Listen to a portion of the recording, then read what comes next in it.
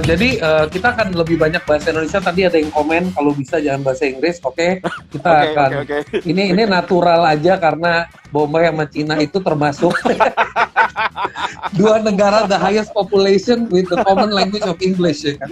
Oke, anyway, tapi kita berdua adalah orang RI yang gila. So pertama itu keren banget.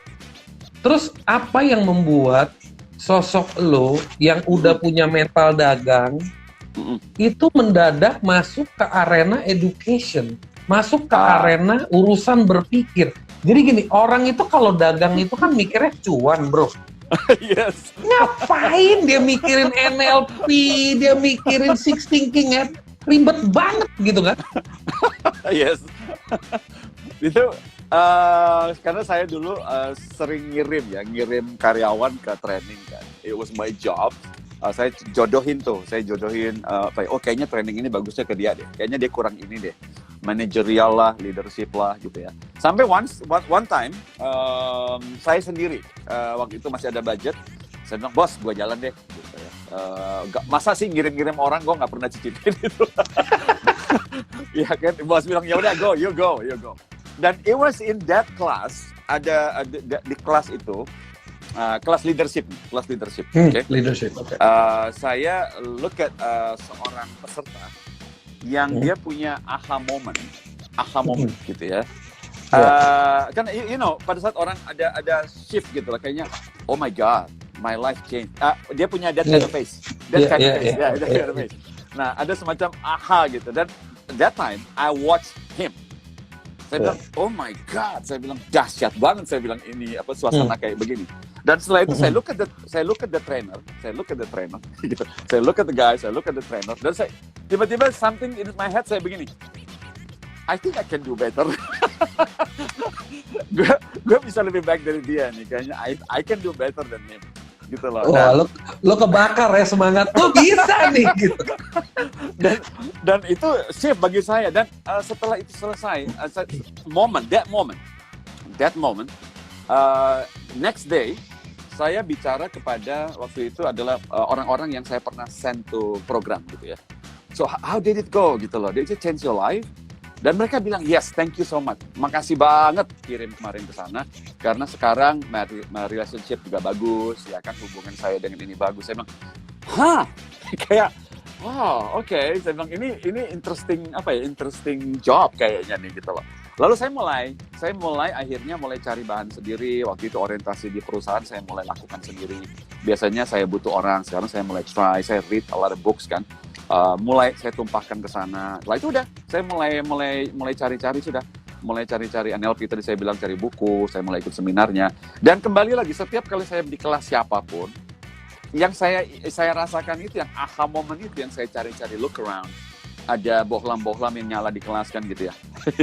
Nah, bagi saya, setelah itu, here's the trick lagi. Setelah kita lihat those kind of people yang change ya jalurnya, we look at people yang kalau kita bilang bahwa they think they're right, tapi kalau kita bilang bahwa oh my god, are you sure? lu ya kayak misalnya gini, saya sering bercanda begini, kita tahu semua orang punya otak, everybody has brain. Walaupun beberapa orang akhirnya create doubts gitu loh. Oh, not sure. Lu beneran punya otak gak sih gitu ya? I'm not sure about this one. Nah, jadi that kind of feeling seperti itu yang akhirnya saya ketemu di NLP. Saya ketemu di NLP dan saya sekitar 2004 ya, atau 2005.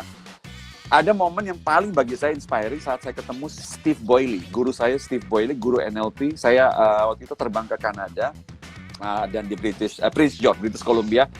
Dan setelah saya ketemu dia, 7 hari saya ketemu dia, 9 hari. Saya ketemu dia, kepala saya bilang begini, wow. Jadi dia menunjukkan kepada saya bahwa NLP bukan skill. NLP itu adalah lifestyle.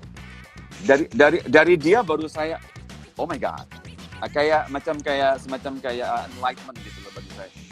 Orang ini talk NLP, walk NLP, live NLP, ya bahkan laugh NLP gitu loh.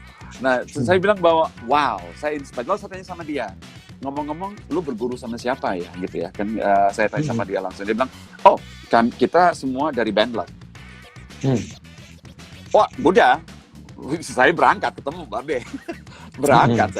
berangkat saya bilang sama istri saya, I got to meet the guy, saya harus ketemu dia. Waktu itu kan orang bilang dia orang gila nih, ini Bandler tuh orang gila, orang begini. Saya bilang nggak apa-apa, hanya orang gila bisa sembuhkan orang gila, orang cuma dia tahu orang gila. Orang waras nggak ngerti orang gila. Saya bilang orang gila ya. Nah saya ketemu dia dan sejak itu yang dia lakukan, saya modeling cara berpikir dia, mindset dia. Lalu saya mulai akhirnya approach yang bagian thinking ini loh. Karena saya merasa inilah yang orang kita kurang, Bronil, ya gitu loh. Karena itu saya percaya, si Edison yang bilang, kalau Bronil familiar, dia bilang 5% orang mikir, 10% mengira dia berpikir. 85%. Ini baru dengar nih. Nah, 5% orang mikir. 10% think they think, gitu loh. Mengira dia berpikir. 85% menikmati daripada berpikir. Oh, itu keren. Itu keren banget. Itu keren banget. Setelah saya dalamin dari De Bono, ya kan saya dalamin De Bono, ya kan. Saya mulai, nah, kenapa saya suka De Bono? Karena dari NLP saya belajar bahwa thinking itu skill gitu loh. Ya. Yeah. Thinking itu skill, sebuah strategi gitu loh. Kita tidak terlahir dengan how to think. Kita terlahir dengan ability to think. Yeah. Bukan how gitu loh. Otak kita bahasa Indonesianya mungkin kita terlahir tidak tahu bagaimana cara berpikir, betul. Tapi kita punya kapasitas berpikir. Iya, betul banget, betul. Yeah. Kita bisa. Dan ada satu guru besar saya, Sir Peter. Saya ketemu dia di Singapura gitu ya. Ini Sir Peter ini dari kalimatnya dia terinspire bagi saya. Dia bilang begini. Otak manusia seperti kita memang punya kapasitas untuk menghitung misalnya, matematika kayak gitu. Cuman kan di antara kita kan akhirnya ada yang saking seriusnya belajar sampai jadi mathematician, scientist, rocket scientist, accounting. Kan itu berarti sebenarnya kita punya kapasitas. Cuman akhirnya beda yang kita pelajari kayak gitu. Nah kita semua punya kemampuan berjalan, bro. Tapi kan ada orang yang belajar di garis tertentu, dia naik catwalk, jalannya beda gitu. Benar. Nah, kita jalannya beda lagi. Nah, berarti bahwa kapasiti kita masing-masing inilah tinggal mau belajar apa. Gitu loh. Jadi makanya saya klik dengan ajarannya De Bono. Saya klik, apalagi dia bicara lateral thinking, berpikir out of the box. Nah itu tipikal yang akhirnya, dan saya akhirnya juga sambungin dengan emosi. Karena orang bilang rasio dan emosi misah gitu loh. I don't believe it. Saya nggak percaya itu. Orang bilang kan, wah kalau dia pintar secara rasio, emosinya pasti ketinggalan. Saya bilang, no. Ada caranya. Saya bilang, no. Memang benar yang kita maksud sebetulnya adalah fokusnya beda. Tapi saya bilang enggak. Justru namanya kan kecerdasan, emosi. Cerdas itu think gitu loh. Cerdas itu think. Nah, akhirnya saya menemukan caranya. Setelah berada di dua dunia ini, ya saya combine sehari-hari, gitu loh. Saya kombinasi sehari-hari. Dan ini yang this is my teaching base.